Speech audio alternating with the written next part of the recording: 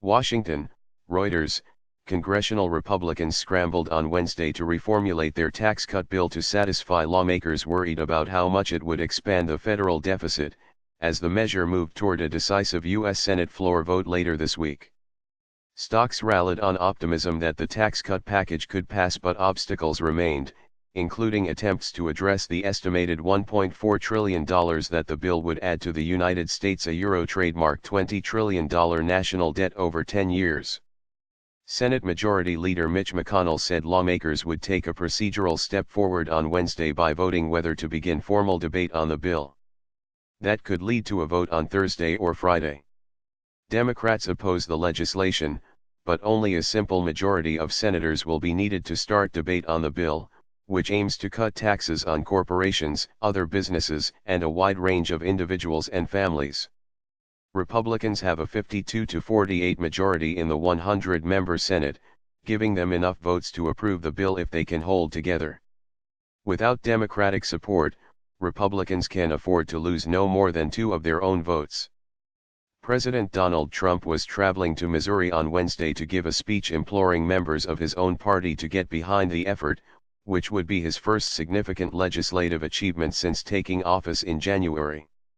The Senate must pass tax cuts and bring Main Street roaring back to life, Trump will say, according to excerpts of his remarks released by the White House. Democrats say the tax cuts are a giveaway for corporations and the wealthy at the expense of working Americans. The bill was developed behind closed doors by a small group of senior congressional and Trump administration figures, with the Republican rank and file have little input and Democrats not involved. Senate Democratic leader Chuck Schumer said on Wednesday the process was starkly partisan and unwise. We trademark potentially only one day away from a final vote on a bill to rewrite the U.S. tax code, and significant parts of the Republican bill are still up in the air. By the time of the vote, no one will have a definitive analysis of how the bill would impact the economy, he said. A major sticking point in the Senate was how the bill deals with the federal budget deficit and the national debt.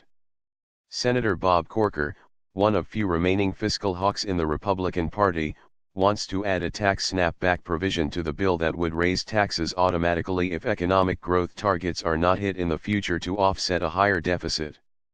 That trigger proposal has become a target of growing criticism among conservative Republicans and lobbyists, including interest groups aligned with the billionaire industrialists Charles and David Koch, who say the prospect of tax hikes could undermine future economic growth. Trademark D prefer not having it there.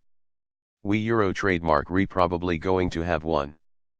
But trademark D prefer not having it, Republican Senate Finance Committee Chairman Orrin Hatch told reporters. Getting a deal don't Republican Senator David Perdue, a businessman from Georgia, said lawmakers could find common ground on a measure that delays any tax hike for at least 5 years and spreads the prospective burden among those who benefit from Republican tax cuts.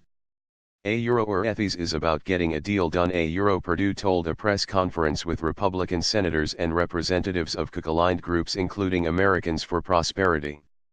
I don't trademark T want this bill destroyed because of a pursuit for perfection. I trademark am optimistic, actually, that we trademark LL find a common ground here. Federal Reserve Chair Janet Yellen, asked about the tax trigger idea at a congressional hearing on the economy on Wednesday, said she was worried about growing U.S. debt.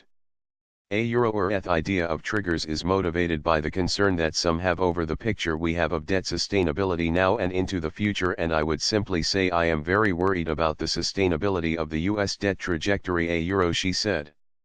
Yellen will step down from her post early next year. Republican Senator Susan Collins, who has not yet announced a commitment to vote for the bill, sounded optimistic on Tuesday that her concerns were being addressed. She had serious qualms about the plan to include repeal of the individual mandate from the Obamacare healthcare program in the tax bill.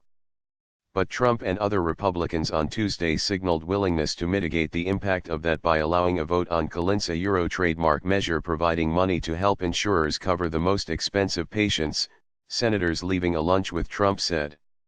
Trump indicated he would support putting the Collins provision, and another proposal continuing Obamacare subsidy payments for low-income people for 2 years, into a government funding bill, so long as the tax bill still includes the repeal of the Obamacare individual mandate, Senator Lindsey Graham told reporters on Tuesday.